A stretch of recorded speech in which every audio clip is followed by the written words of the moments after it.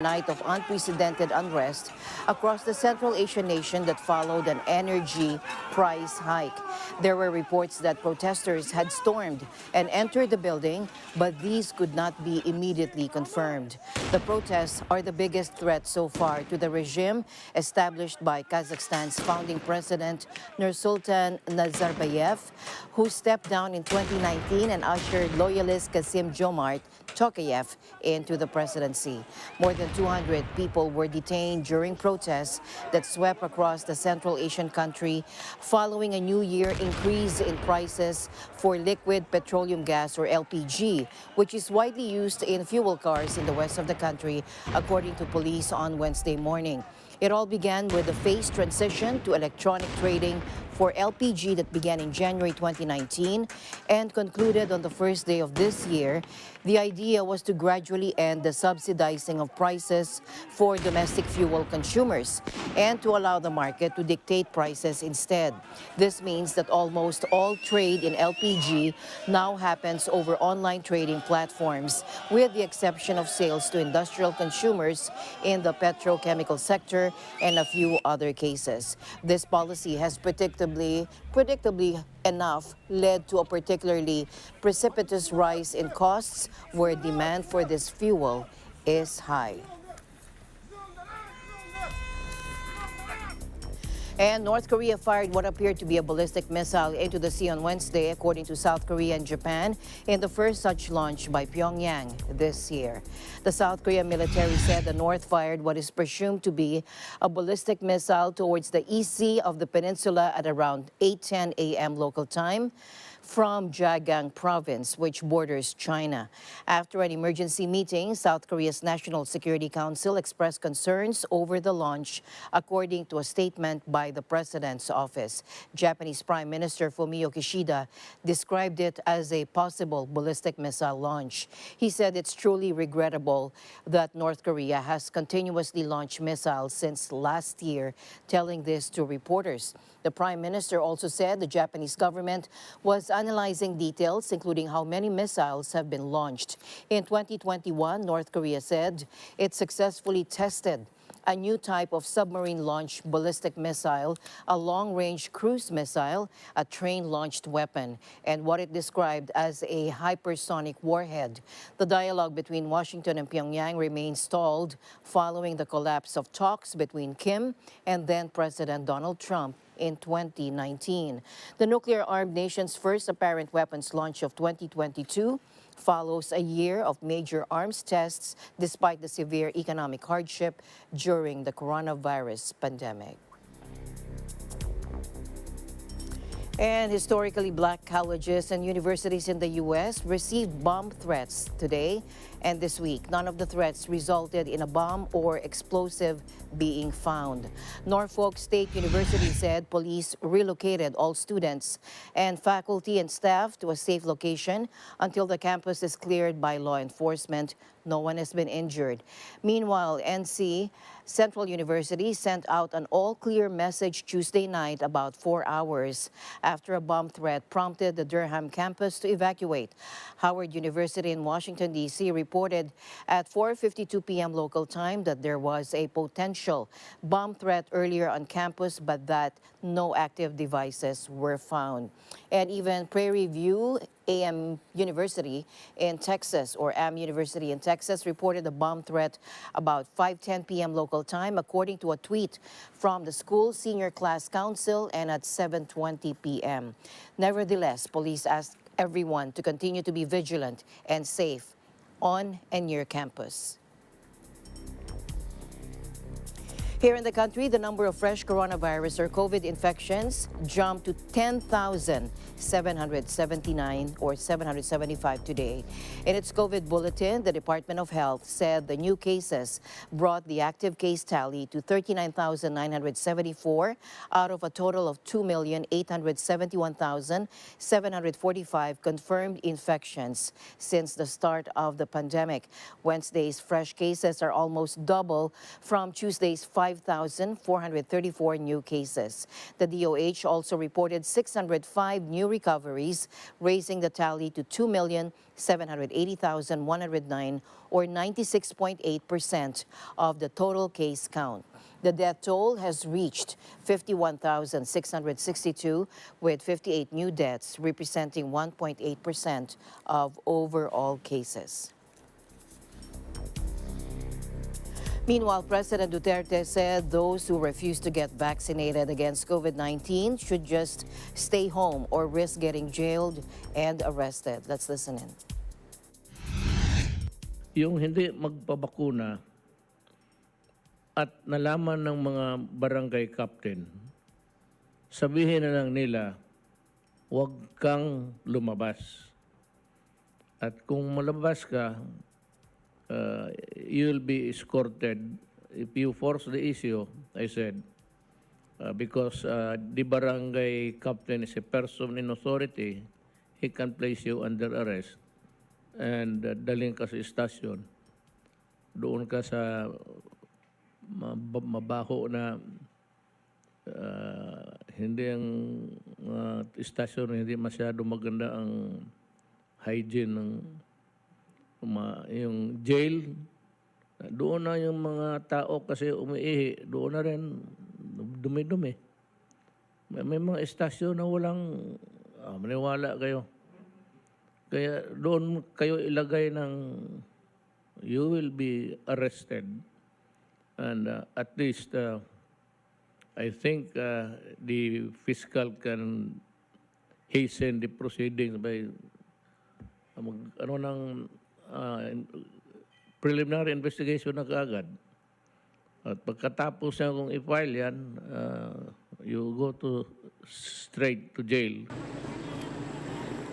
Metro Manila mayors agreed to pass local ordinances that will restrict the movements and activities of unvaccinated people amid a steep increase of infections in the region.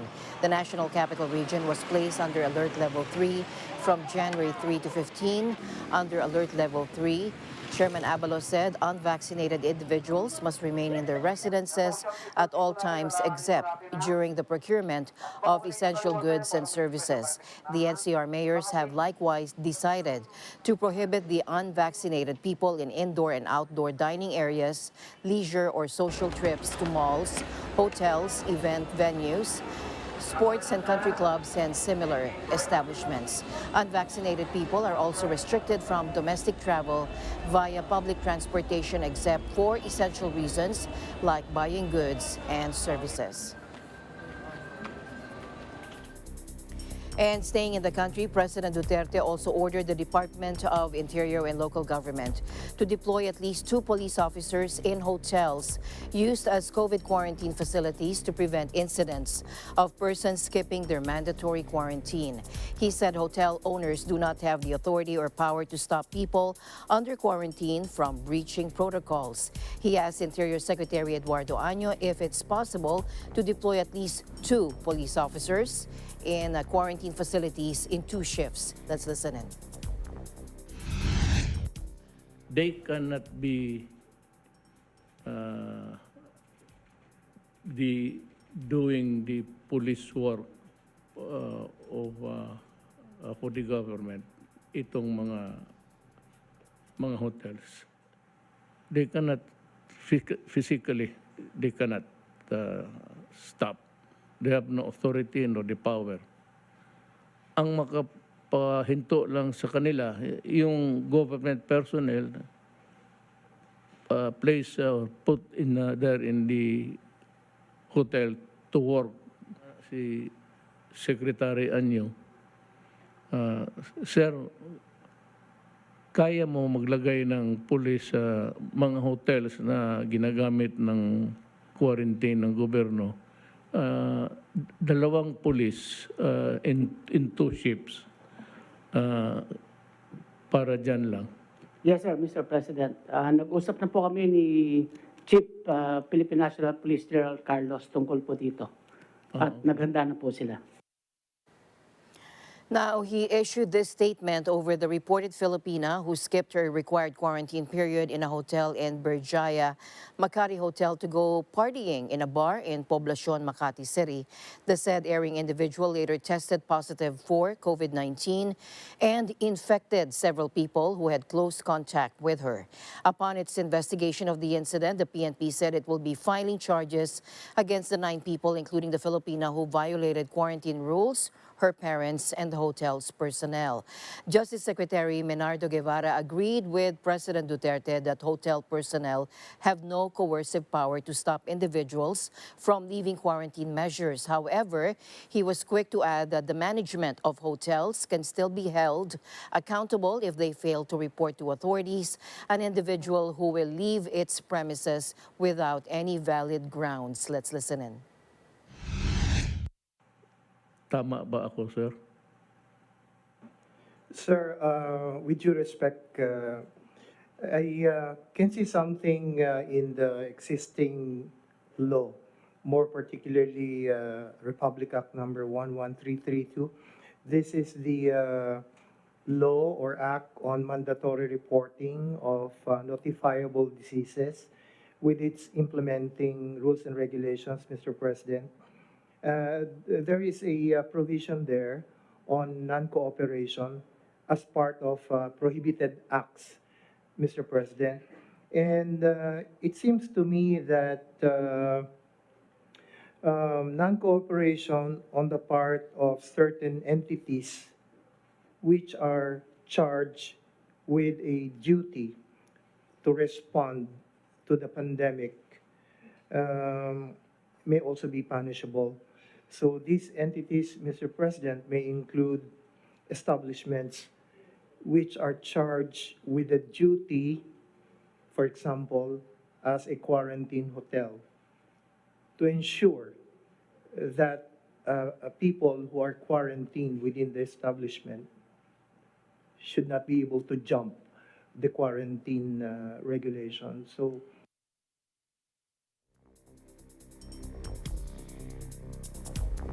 Staying in the country, Dr. Edsel Salvana, a member of the Department of Health Technical Advisory Group, said that it's not true that when you catch influenza, it will cause one to get a positive RT-PCR test result. Earlier, the CDC announced that the PCR test will be removed from the list of tests under emergency use authorization because the demand for it has decreased with the authorization of other diagnostic tests, and not because it confuses viruses. Experts also said the test would not show false positives for COVID-19 if the person only had the flu. Let's listen in. There is this thing that's going around po na medyo nako-confuse kasi yung CDC daw nag-withdraw ng RT-PCR and they're saying that the RT-PCRs are no longer valid. This is fake news po, Mr. President. Next slide, please. Next slide. Ayan. So yung winidraw po ng CDC is just one brand of test po, yung brand of test that they produce. And sinabi naman po nila, they're retiring that test not because it falsely detects influenza or any other virus, but because they are focusing on other tests po. Wala po kinalaman yung ibang klaseng RT-PCR dito, and this only refers to one very specific test po. And it did not fail. This test was not unreliable. The only reason they're removing it is because they have better tests na po and they have other tests that they want to focus on. And so the confusion po kasi was that they have a new test that can also detect influenza aside from COVID po. Pero it doesn't, yung old test po nila is really just for COVID, and it does not become positive if there is the flu. Yun lang po kasi yung confusion point doon. Hindi po totoo that the influenza will give you a positive COVID test. That is fake news po.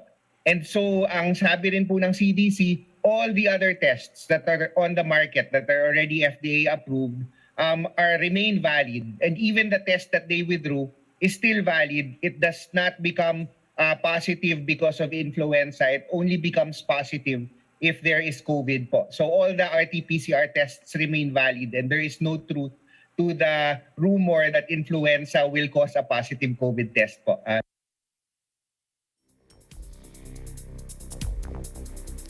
Hong Kong announced strict new anti-coronavirus controls today, banning flights from 8 nations, shuttering bars and gyms, and canceling evening restaurant dining after the Omicron variant was detected within the city. Let's listen in.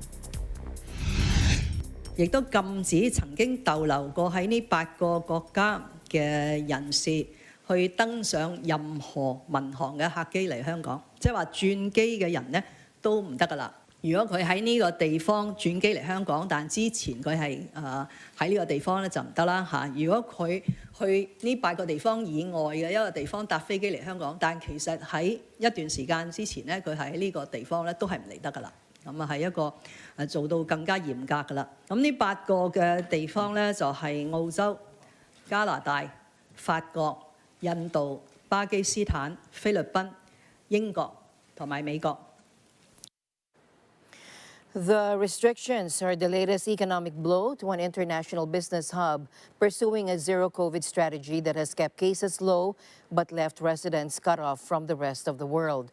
Like mainland China, Hong Kong has maintained some of the world's harshest measures throughout the pandemic, including virtually closed borders, weeks-long quarantines, targeted lockdowns, and mass testing. The city has recorded 114 Omicron cases as of Tuesday evening, with a vast majority identified at the airport or during the 21-day hotel quarantine that is mandatory for most arrivals. But a small community outbreak traced to Cathay Pacific Airlines staff in recent days has sparked the imposition of tough new measures.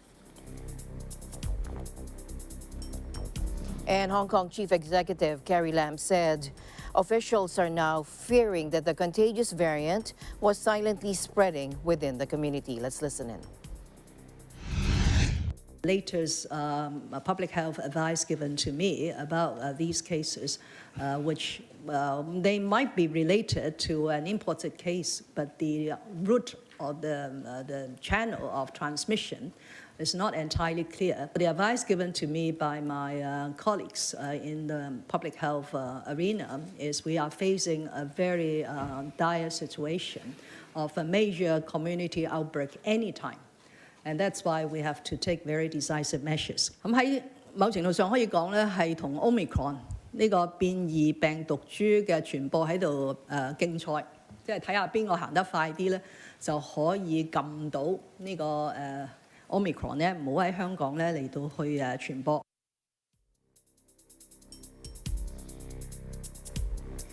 Meanwhile, Polish President Andrzej Duda has tested positive for COVID-19 and is self-isolating, according to his chief of staff, Paweł Żyrot, on Wednesday.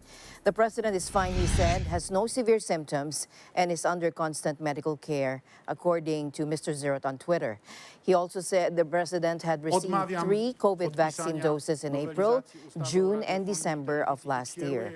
Poland's health ministry on Wednesday reported a daily increase of 17,196 cases and 632 COVID-linked deaths. Poland has one of the lowest vaccination rates in Europe, around 63% of the adult population, and one of the highest mortality rates, but there are few restrictions or vaccine requirements in place. Health Minister Adam Niedzielski also on Wednesday warned that he expected a peak of cases later in January and said the government was readying itself for a potential catastrophic scenario. Now to the U.S., President Joe Biden is trying to ease criticism over the COVID Omicron surge as cases keep hitting new records. The United States reported more than 1 million new COVID cases Monday after the long New Year's weekend, according to data from Johns Hopkins University, as the Omicron variant spread at a blistering pace. Biden also announced Tuesday a doubling of U.S. government purchases of new Pfizer therapeutic pills designed to combat the worst effects of COVID-19. But first, let's listen in. And began by saying be concerned about Omicron, but don't be alarmed. But if you're unvaccinated, you have some reason to be alarmed. Many of you will, you'll experience severe illness in many cases if you get COVID-19, if you're not vaccinated. Some will die, needlessly die. Unvaccinated are taking up hospital beds and crowding emergency rooms and intensive care units. That's displacing other people who need access to those hospitals. The United States has more pills than any other country in the world, and our supply is going to ramp up over the coming months as more of these pills are manufactured. Today, I'm directing my team to work with Pfizer to double our order from 10 million to 20 million treatment courses to be delivered in the months ahead. We may need even more. We're going to see, as you all have been hearing, continued rise in cases. Omicron is very transmissible variant, but much different than anything we've seen before. But you can protect yourself. And you should protect yourself, quite frankly. Get vaccinated. Get boosted. There's plenty of booster shots. Wear a mask while you're in public. Please take advantage of what's available. Please. You're going to save lives, maybe yours, maybe your child's. Please take advantage of what we already have, okay? The United States, like other countries around the world, is seeing a huge surge in infections from COVID Omicron variant. So far, also in keeping with data internationally, the strain seems mostly only to cause serious illness in those who have not been vaccinated. Meanwhile, British hospitals have switched to a war footing due to staff shortages caused by a wave of Omicron infections, the government said, as the country's daily COVID caseload breached 200,000 for the first time. The 24-hour tally, after chalking up multiple records in the run-up to the new year, hit 218,724, and another 48 deaths were reported in the latest government data. Let's listen in.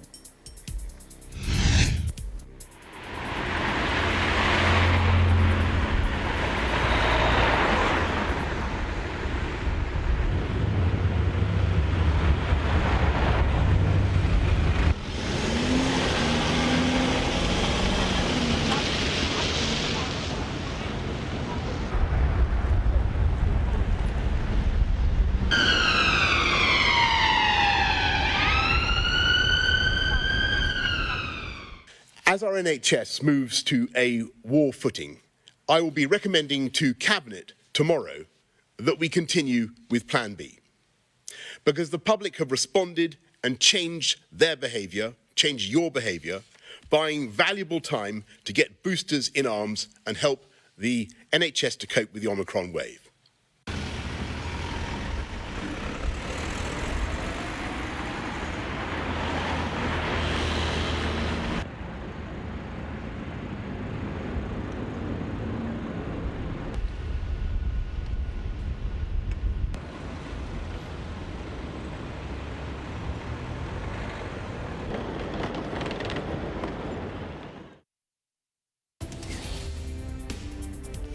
And the news continues here on Eagle News. We'll be right back.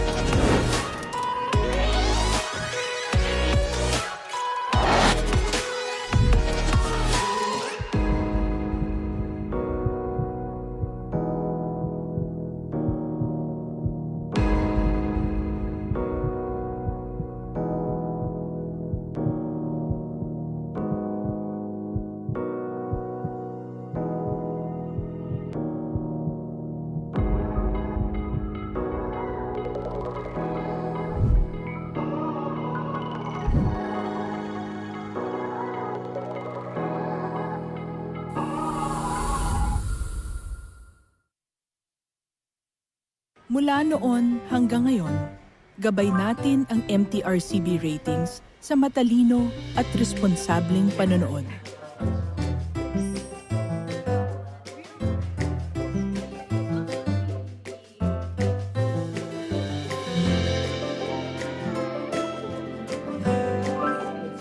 Sa tamang pagsunod sa MTRCB ratings, ginagawa nating ligtas at makabuluhan ang panonood ng bawat miyembro ng pamilyang Pilipino. Lumipas man ang panahon hanggang may pamilyang Pilipino, andyan ang MTRCB.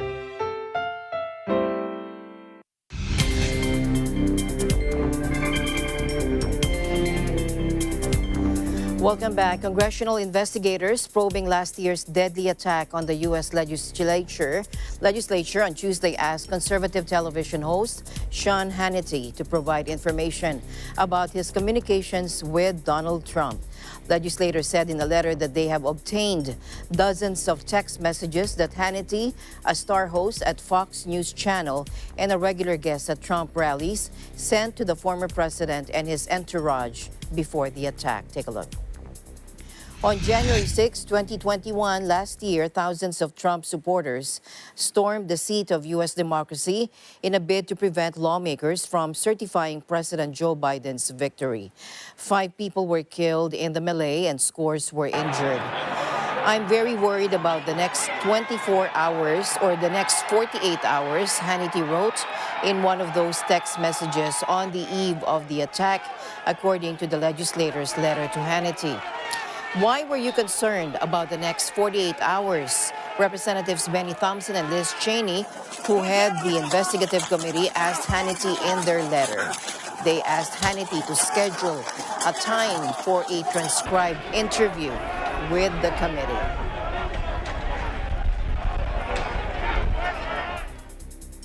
Staying in the U.S., the snowstorm is over, but the travel misery lingered. Drivers on a major highway outside Washington reported they were stuck in their cars in freezing weather for 24 hours or more. Take a look.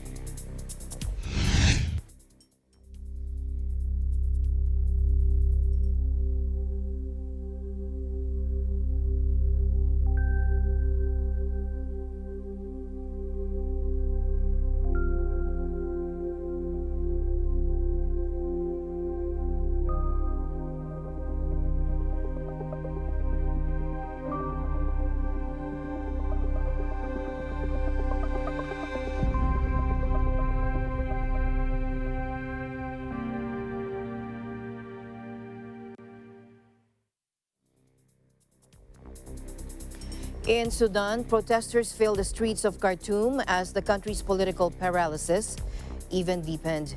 Pro-democracy demonstrators again denounced the October military coup and troops fired tear gas to break up the crowd. Take a look. This follows Prime Minister Abdallah Hamdok's resignation on Sunday. Let's listen in. أهداف لازم تتحقق.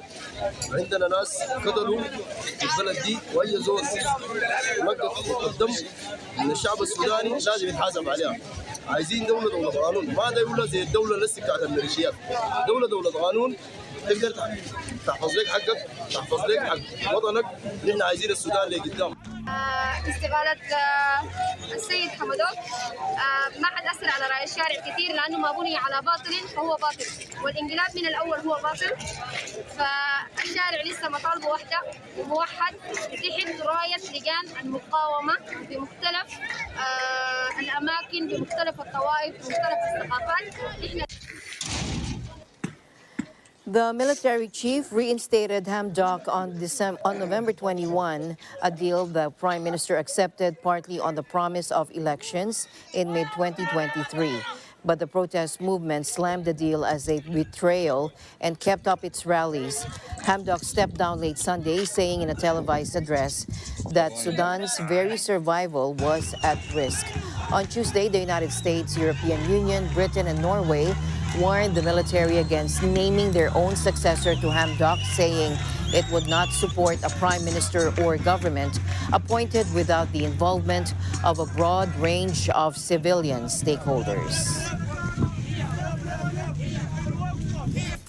In other news, a report to the Canadian Parliament reveals the government failed to protect foreign agricultural workers during the pandemic.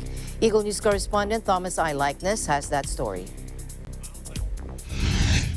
According to the latest debt survey by Manulife Bank, Canadians are carrying less debt these days than before the pandemic began. And the survey found that 1/3 of those asked have no debt at all. Bank CEO Rick Lunny says the findings show us that during the pandemic, many Canadians have been doing an admirable job of paying down their debt and planning for the future. And he adds if they continue to exercise some restraint, it will help them achieve their financial goals in the long run. The survey found that people seem to be relying less on debt to finance their lifestyles. 68% of Canadians report having at least some form of debt outside of their mortgage, but that's down 11% from before the pandemic. Housing, though, remains a big concern for people. With prices at an all-time high, home ownership continues to be very difficult for most Canadians. According to the survey, nearly 3/4 of Canadians who do not own a home want to own one, but can't afford to. However, Lunny says despite housing prices being at record highs, homeownership is achievable in the current interest rate environment. That is, for those who can make the down payment. Bottom line, he says flexible financial planning is imperative. Thomas I. Likeness, Eagle News International, Edmonton, Canada. Thank you, Thomas. A Canadian court has ruled that Iran owed $84 million in damages for mistakenly downing an airliner back in 2020. The Ukrainian jet was hit by 2 missiles, killing all of 176 people on board. Ukraine International Airlines flight PS752 was shut down shortly after takeoff from Tehran on January 8, 2020, killing 176 people on board, including 85 Canadian citizens and permanent residents. 3 days later, the Iranian Armed Forces admitted to downing the Kiev-bound plane by mistake. In the decision publicly shared Monday, he awarded the plaintiffs 107 million Canadian dollars or $83 million plus interest. Tehran denounced that ruling, saying it had no basis and insisting that the Canadian court lacked the authority to render such a decision. It was unclear, though, how the money would be collected from Iran. And Canada announced a $31.5 billion agreement on Tuesday to reform its discriminatory child welfare system and compensate Indigenous families who suffered because of it in what an official called the country's largest settlement. The agreements in principle include 20 billion Canadian dollars for First Nations children who were removed from their families and caregivers and put into state care, typically schools meant to forcibly assimilate them. The other $20 billion Canadian dollars will be earmarked for reforming the child and family service system over the next 5 years. Over the past 3 decades, at least 150,000 Indigenous children were ripped from their homes and placed into one of 139 residential schools. Thousands died, mostly from malnutrition, disease, or neglect, in what a Truth and Reconciliation Committee called cultural genocide in a 2015 report. Many others were physically or sexually abused. And Taiwanese F-16 pilots are scrambling through their fighter jets to intercept an enemy aircraft intrusion in a mock exercise ahead of the Chinese New Year holidays later this month. The 3-day drills are being held to reassure the public that the military is on full alert and ready to defend the island against any aggression, according to authorities. Beijing has ramped up military and diplomatic pressure on Taiwan since President Tsai Ing-wen came to power in 2016, as she rejects the stance that the island is Chinese territory. Chinese warplanes have made a historically high number of incursions into Taiwan's air defense zone in recent months. Beijing considers Taiwan a part of its territory and has vowed to seize it one day by force if necessary.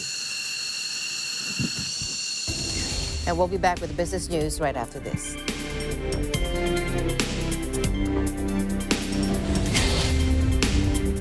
Alam namin ang iyong pagsisikap. Dama namin ang iyong mga sakripisyo.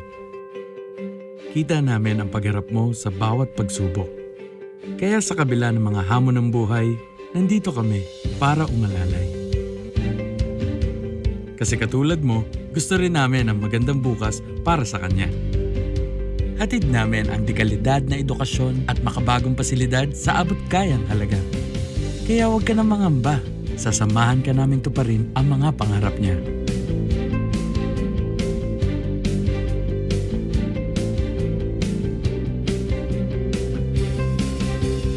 Maaasahan mong sulit dito ang mga pinagsikapan mo.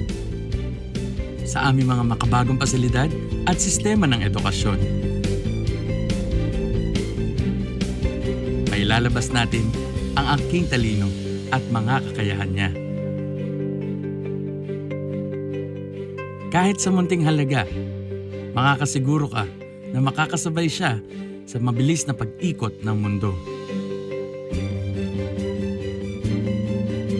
Sa New Era, karamay mo kami sa bawat hamon. Kaagapay mo kami sa bawat hakbang. Kasama mo kami sa bawat ngiti at tagumpay.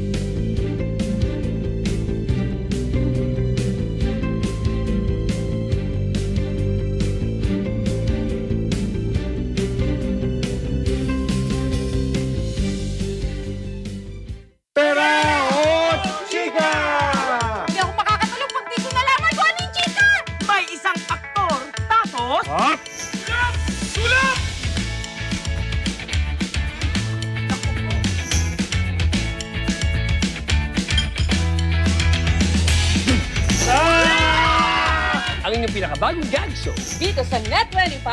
Walang iba kundi ang Piso Sige!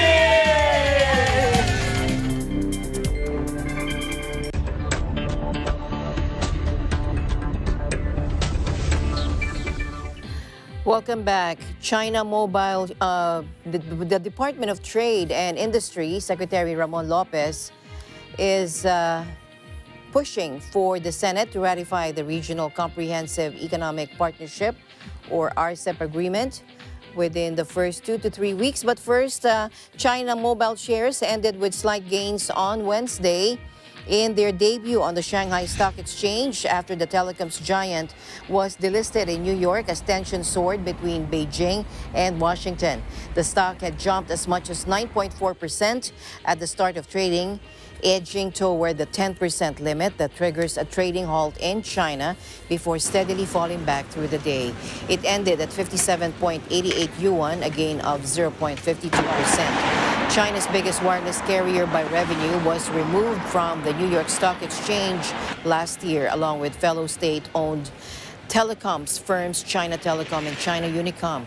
In October, U.S. officials told China Mobile to discontinue its service in the country, ending nearly 2 decades of operations, in a move that Beijing called malicious suppression of Chinese companies. The U.S. Federal Communications Commission said the firm's ownership and control by the Chinese government raised significant national security and law enforcement risks. And the Department of Trade and Industry Secretary Ramon Lopez is pushing for the Senate to ratify the Regional Comprehensive Economic Partnership, or RCEP agreement, within the first 2 to 3 weeks of January. He said further delay would affect investments and trade. RCEP is expected to simplify customs and trade procedures among member countries and help facilitate trade and economic exchange. Take a look. Talagang kinulang lang tayo ng araw at oras dito sa RCEP. Subalit kung ito ay madiscuss naman itong January, hindi naman ganong kalaking impact sa pagka-delay sa atin. Pero pag humaba pa ito, yun ang sinasabi natin, may impact ito pag tumagal yung delay. Kasi imagine natin, may impact ito syempre sa investments na papasok dito. Mga investors, mawawalan tiwala na sa atin kung tayo ay hindi kaparte, hindi kasama dito sa RCEP. Ang ating mga market access sa export countries natin, na mga trade partners, ay hindi natin mamaximize dahil hindi tayo kasama dito, hindi tayo mag-benefit sa mga lowering of tariff sa mga iba-ibang bansa. At yung investors hindi napupunta dito, mawawalan ng trabaho or mababawasan pa ng trabaho ang ating mga kababayan dito. Kaya napaka-importanting ma-ratify ito. Again, yung concerns na nakikita natin sa ibang pahayagan, yung i-raise ng agri-sector, hindi po apektado ang agri-sector dito dahil nandyan pa rin po sila sa exclusion list. In other words, hindi po ginalaw yung mga agri-sector. Kaya wala dapat pangama ang agri-sector. Ang importante dito, matuloy-tuloy yung serbisyo, yung budget support sa ating mga agriculture sector. Pero sayang, maraming mawawalang opportunity sa atin in terms of trade, investment, kung tayo ay mag-delay pa ng matagal ito. Kaya maasa tayo itong mga first 2 weeks o 3 weeks ng January ay ma-ratify na po sa Senado. According to data from the World Bank, RCEP would cover 2.3 billion people or 30% of the world's population, contribute $25.8 trillion US dollars, about 30% of global GDP, and account for 12.7 trillion US dollars, over a quarter of global trade in goods and services, and 31% of global FDI inflows. The entry into force of the RCEP agreement is a manifestation of the region's resolve to keep markets open, strengthen regional economic integration, support an open, free, fair, inclusive, and rules-based multilateral trading system, and ultimately contribute to global post-pandemic recovery efforts. In other news, the buyer of a $145,000 tuna at Tokyo's traditional New Year auction said he hoped the purchase would brighten a COVID-hit 2022. Take a look.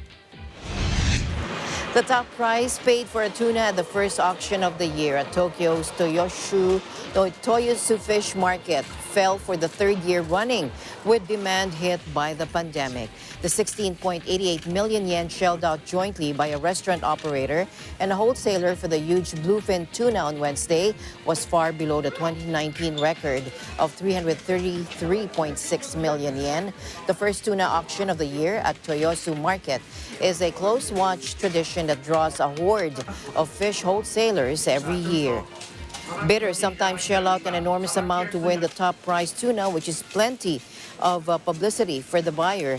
Wednesday's top prize, 211 kilogram or 465 pounds. The 465-pound fish was caught off the northern Aomori region of Japan, famous for its quality tuna, and went to Michelin-starred sushi restaurant operator Onodera Group and Japanese wholesaler Yamayuki. Hours after the early morning trade, the prize fish was delivered to a restaurant operator by Onodera in Tokyo's upscale Omotesando neighborhood to be publicly sliced and filleted. Head Chief Afikumi Zagami told AFP. The tuna will be offered to customers both in Japan and at the firm's restaurants abroad, including in Hawaii, New York, and Los Angeles.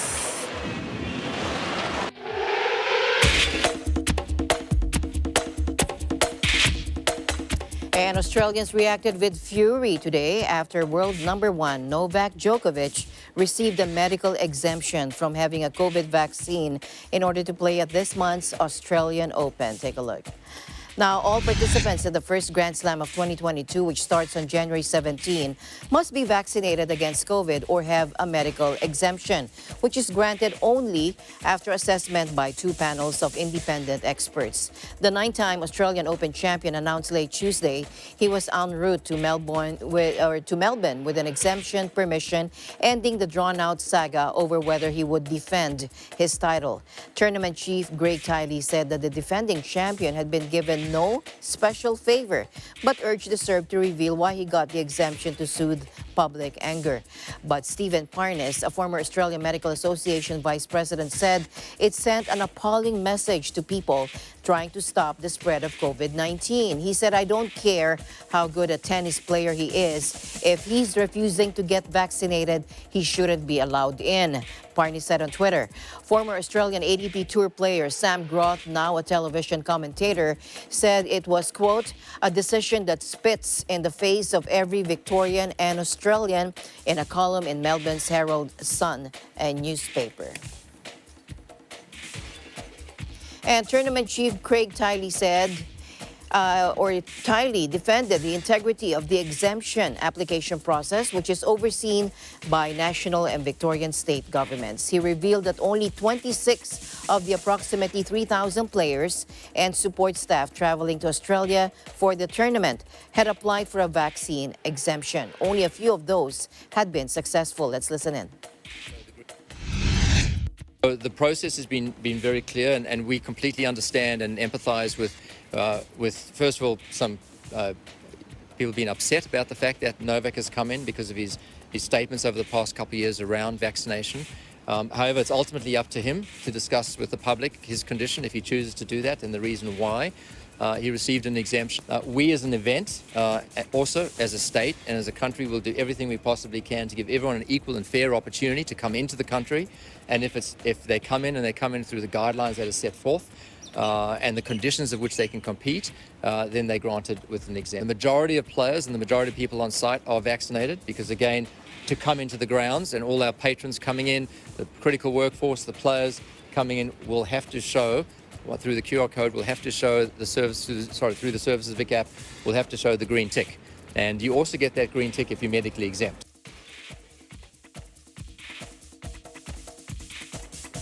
Meanwhile, Australian Prime Minister Scott Morrison said that if the reasons for tennis player Novak Djokovic's exemption are not sufficient, then the world number one will be on the next plane home. Let's listen in. Well, my view is that any individual seeking to enter Australia must comply with our border requirements. Now, Novak Djokovic, when he arrives in Australia, I'm not quite sure when he's going to turn up, but I don't think it's too far away, he has to, because if he's not vaccinated, he must provide acceptable proof that he cannot be vaccinated for medical reasons and to be able to access the same travel arrangements as fully vaccinated travellers. So we await his presentation and what evidence he provides to support that. If that evidence is insufficient, then he won't be treated any different to anyone else and he'll be on the next plane home. So there should be no special rules for Novak Djokovic at all, none whatsoever.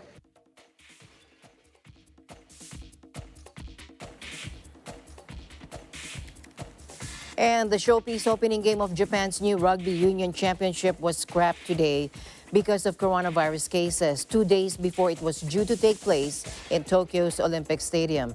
Japan Rugby League One officials said the game between Kubota Spears, Funabishi Tokyo Bay, and Saitama Panasonic Wild Knights, set for Friday, had been cancelled after 6 Panasonic team members tested positive for the coronavirus.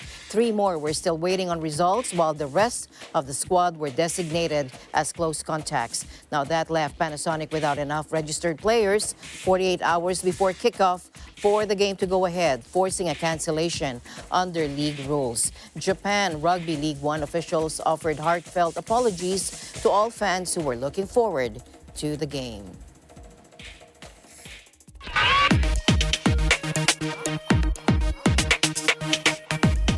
And the James Webb Space Telescope fully deployed its tennis court-sized sunshield, a critical milestone for the success of its mission to study every phase of cosmic history, according to NASA. Take a look.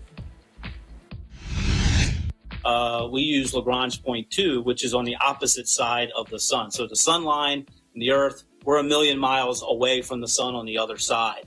And what's nice about that, as the Earth goes around the sun, Webb just kind of tracks along with the Earth as it goes. In this animation, you can see, and we're always able to keep the Earth and the sun in a line with us, and that's really what lets us use a sunshade or sun shield like we have with Webb that blocks out the Earth and the sun and keeps Webb in darkness all the time. The other nice thing about the Lagrange point is it is 1 million miles away, but that's really not that far. So it allows us to have a reasonably sized communication system. We're going to create gigabytes of data every day from our cameras and our instrument detectors. We have to get all that data to the ground, and we don't really need huge antennas to do that. So that's one nice thing about 1 million miles. Sounds far, but remember, we're sending data from Pluto and other missions back to Earth, and it takes a long time. So this is good for us. The 70-foot-long kite-shaped apparatus acts like a parasol, ensuring Webb's instruments are kept in the shade so they can detect faint infrared signals from the far reaches of the universe. Its mission also includes the study of distant planets to determine their origin, evolution, and habitability. The sun shield will be permanently positioned between the telescope and the sun, Earth, and Moon, with the sun-facing side built to withstand 230 degrees Fahrenheit. Each successive layer is cooler than the one above it, allowing the telescope's sensitive instruments to operate at negative 380 degrees Fahrenheit. And though the Webb telescope will reach its space destination, known as the second Lagrange point, in a matter of weeks, it still has around another 5.5 months of setup to go. And electronics giant Sony unveiled Tuesday a new prototype of its Vision S electric vehicle and announced the founding of a company to explore jumping into the rapidly growing market. The Japanese firm, better known for its TVs and video game consoles, will create the Sony Mobility subsidiary in spring 2022 as it weighs entering the field. Sony Chief Executive Officer Kenichiro Yoshida unveiled at the CES Tech Show in Las Vegas the Vision S02, a new version of the firm's first prototype that has begun road testing. Through this new branch, the electronics giant intends to explore entry into the EV market, it said in a statement.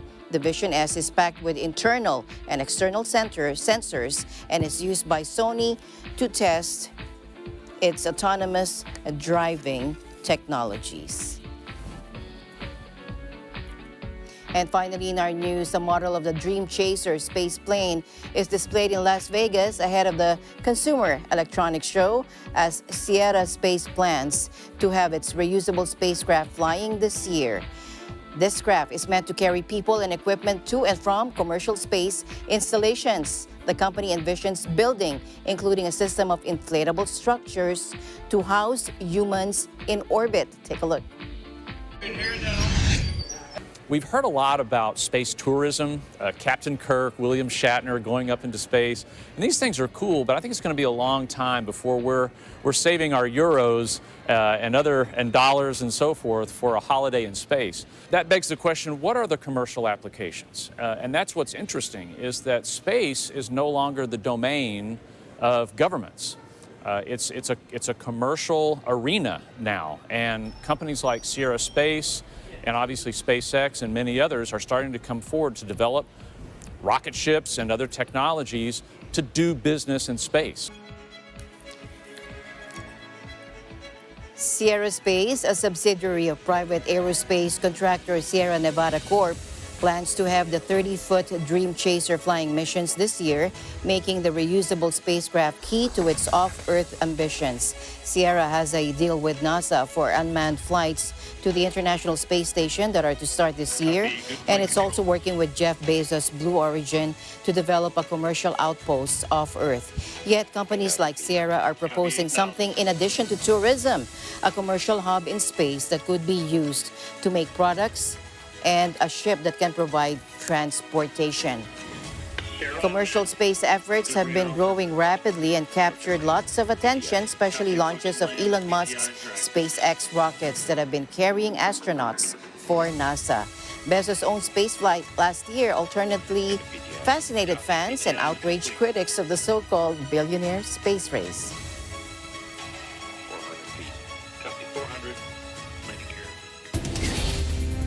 And as always, I'll end the day on a thoughtful note.